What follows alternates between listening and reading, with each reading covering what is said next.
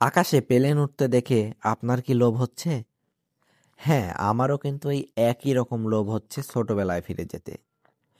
তখন কতই না দিনগুলা ভালো ছিল। যখন আকাশে একটা প্লেনের শব্দ শুনতাম, বাসা থেকে দৌড়ে বেরিয়ে আসতাম।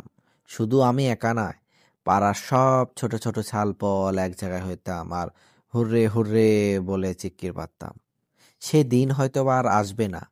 সময়ের ব্যবধানে সবই কিছুই কিন্তু চলে যায়।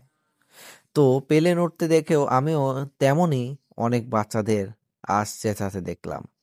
তখনই মনে হলো হয়তোবা আমার লোভ হচ্ছে যে যদি ছোটবেলায় ফিরে যেতাম।